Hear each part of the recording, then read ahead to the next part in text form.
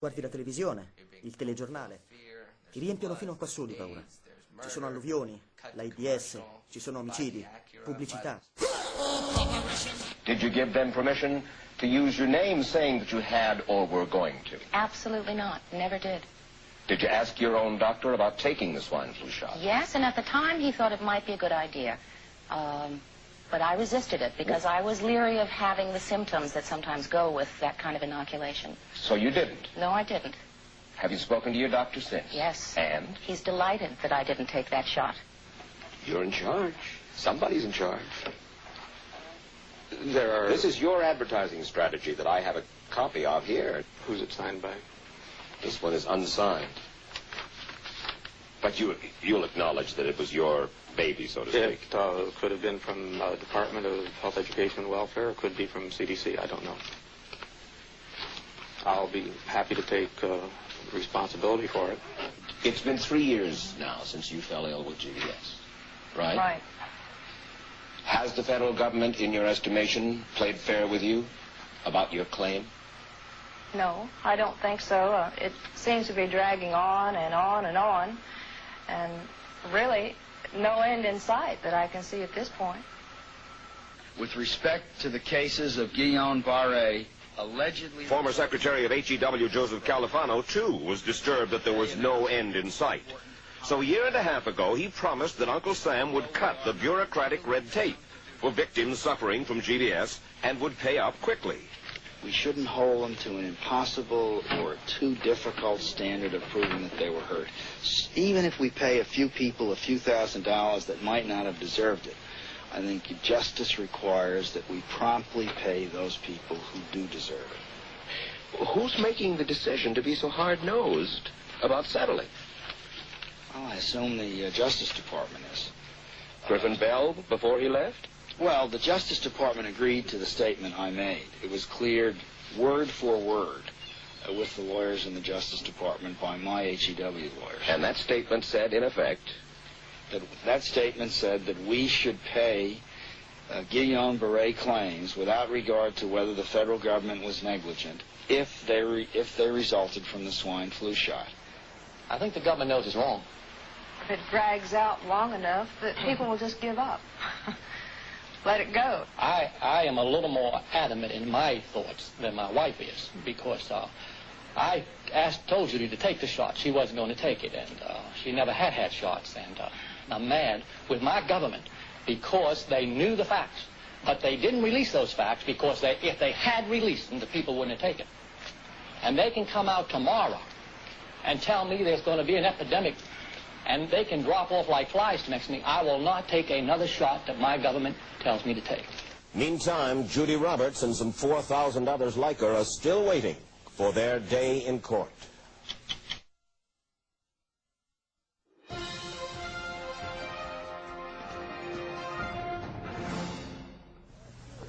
I don't need another flu shot. I had a flu shot last year. A swine flu epidemic may be coming. Swine flu shot? Well, I don't know. I've been thinking about it. It could make you very sick. Swine flu? Man, I'm too fast for that to catch me. You'll want to be protected. I'm the healthiest 55-year-old you ever seen. Hey, I play golf every weekend. Get a shot of protection. The swine flu shot. Joe brought it home from the office. He gave it to Betty and one of his kids and to Betty's mother. But Betty's mother went back to California the next day. On her way to the airport, she gave it to a cab driver, a ticket agent, and one of the charming stewardesses. At school, Joe's kid gave it to some other kids, and Mrs. Merrill got it and gave it to her husband. In California, Betty's mother gave it to her best friend, Dottie. But Dottie had a heart condition and she died. But before she died, Dottie gave it to her girlfriend, the mailman, the paper boy, and the vet when she went to pick up her chihuahua. If a swine flu epidemic comes, this is how it could spread. You'll want to be protected, especially if you're elderly or chronically ill. Get a shot of protection. The swine flu shot.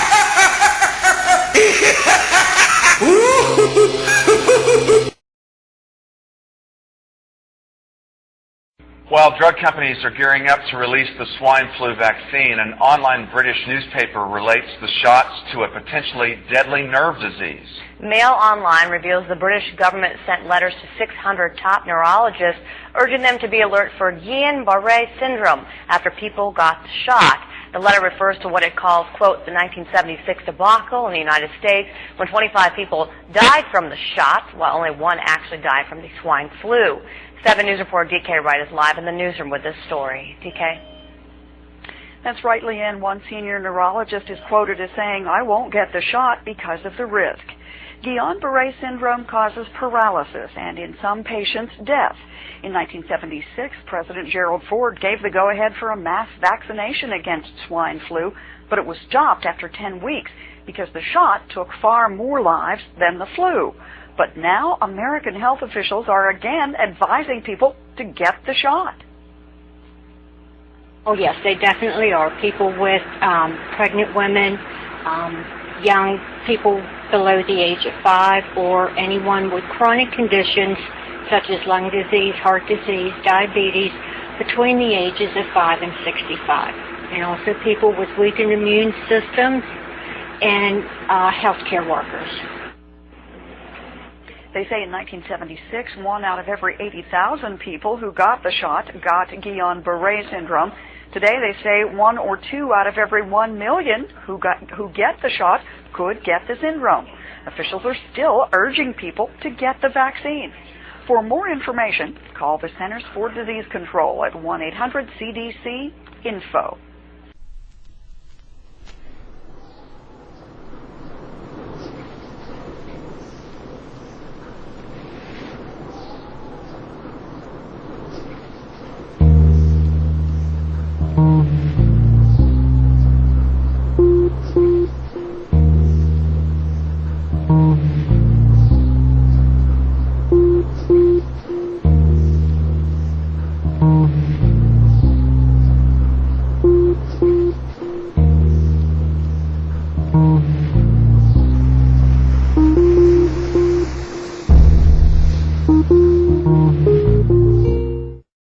Quali sono i rischi?